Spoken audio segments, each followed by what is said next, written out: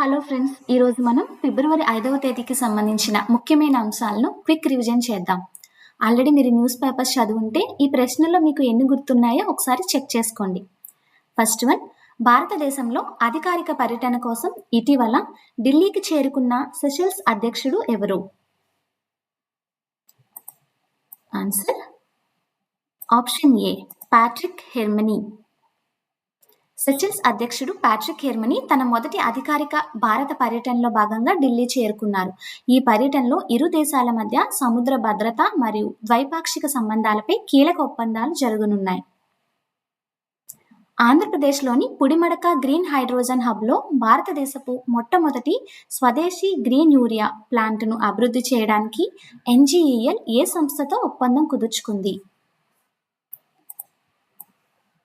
Answer option B, Asago industries. ఈ ప్రాజెక్టులో భాగంగా రోజుకు 1000 టన్నుల గ్రీన్ యూరియాను ఉత్పత్తి చేస్తారు.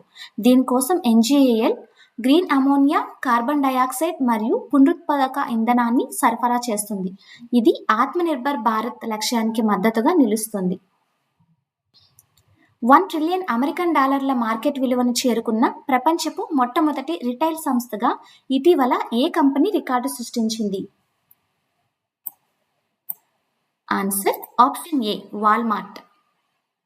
ఈ ఘనత సాధించడానికి ఈ-కామర్స్ రంగంలో 20-27% వృద్ధి, ఏఐ సాంకేతికతను సరఫరా గొలుసులో విజయవంతంగా ఉపయోగించడం ప్రధాన కారణాలు. దీంతో వాల్మార్ట్ సాంప్రదాయ రిటైల్ స్థాయి నుండి టెక్ ఆధారిత దిగ్గజంగా మారింది. అమెరికాలో జరిగిన పిఎస్ఏ బ్రాండ్ స్క్వాష్ ఓపెన్ టైటిల్ను గెలుచుకుని తన కెరీర్లో మొదటి పిఎస్ఏ టైటిల్ను సాధించిన భారతీయ క్రీడాకారిణి ఎవరు? Answer option D, Anahat Singh. ప్రపంచ 31వ ర్యాంకర్ అయిన అనాహత్ సింగ్ ఇంగ్లాండ్కు చెందిన టాప్ సీడ్ జార్జినా కెనెడీని కేవలం 26 నిమిషాల్లో 12-10, 11-5, 11-7తో ఓడించి తన తొలి వరల్డ్ ఈవెంట్ టైటిల్ను సాధించింది.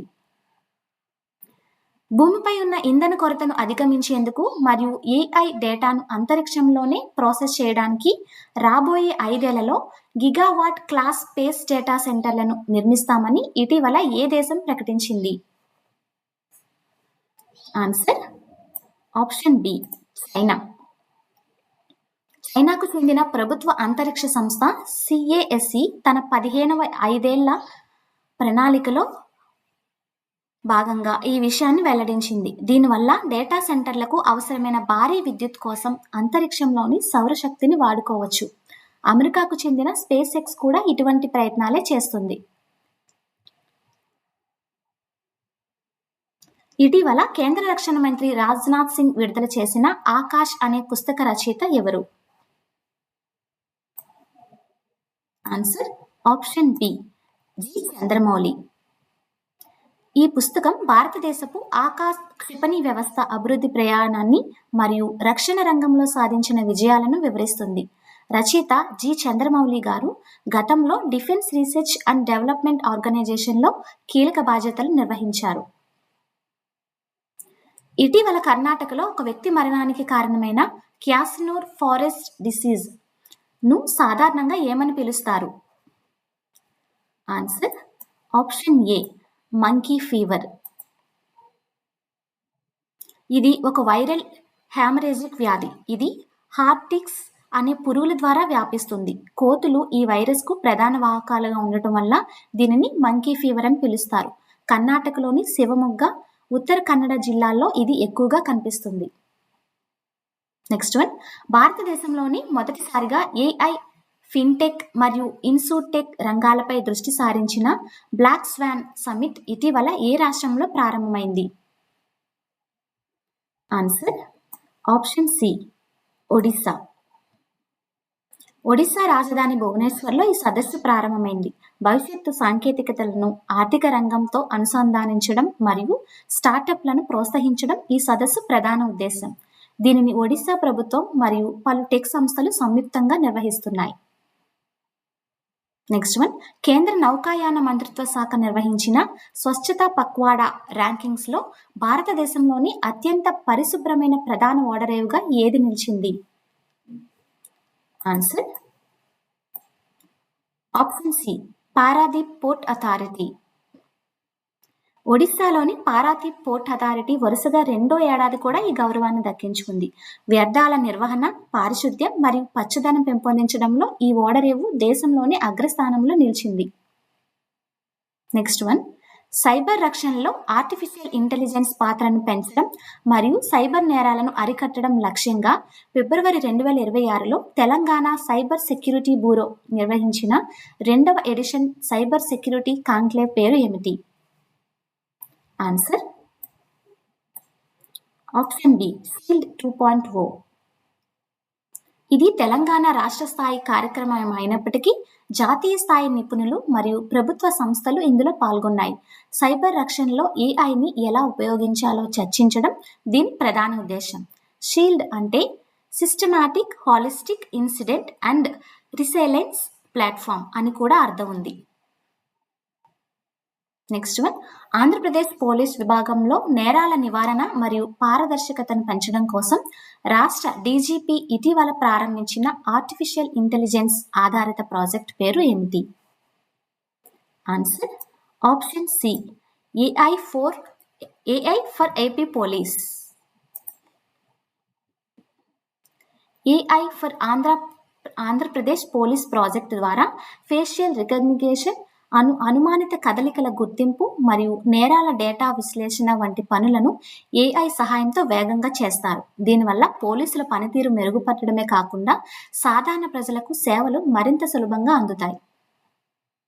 నెక్స్ట్ వన్, ఆంధ్రప్రదేశ్ రాష్ట్రంలో డ్వాక్రా మహిళా సంఘాలు తయారు చేసే ఉత్పత్తులకు జాతీయ, అంతర్జాతీయ స్థాయిలో గుర్తింపు కల్పించేందుకు ముఖ్యమంత్రి నారా చంద్రబాబు నాయుడు ఇటీవల ఏ పేరును బ్రాండ్ నేమ్గా ఖరారు చేశారు?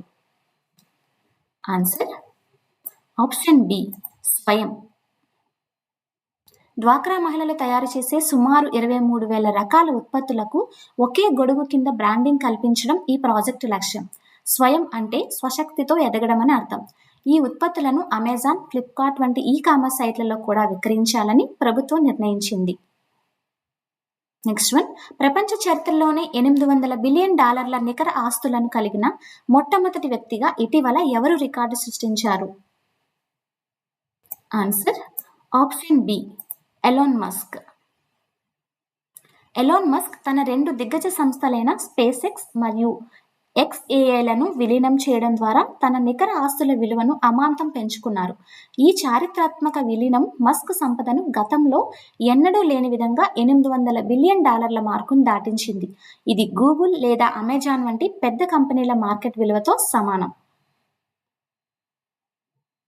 నెక్స్ట్ వన్, కులం, వర్గం మరియు అధికారం వంటి ప్రాముఖ్యత కలిగిన పరిశోధనలు చేసిన ఏ ప్రముఖ భారతీయ సామాజిక శాస్త్రవేత్త ఫిబ్రవరి 3, 2026న తన 91వ ఏట కన్నుమూశారు? Answer Andre Beteille. Andre Beteille Delhi school of ఎకనామిక్స్లో ప్రొఫెసర్గా పనిచేశారు. విద్య మరియు సాహిత్యం విభాగంలో ఆయన చేసిన కృషికి గాను 2005లో కేంద్ర ప్రభుత్వం పద్మభూషణ్ పురస్కారంతో గౌరవించింది. భారతీయ సమాజంలోని అసమానతలను తులనాత్మక పద్ధతిలో విశ్లేషించిన మేధావిగా ఆయనకు పేరుంది. 2027వ సంవత్సరానికి గాను ప్రతిష్టాత్మకమైన ఆసియా రైఫిల్ పిస్టల్ ఛాంపియన్షిప్కు ఆతిథ్యం ఇవ్వనున్న దేశం ఏది? ఆన్సర్ ఆప్షన్ బి భారతదేశం.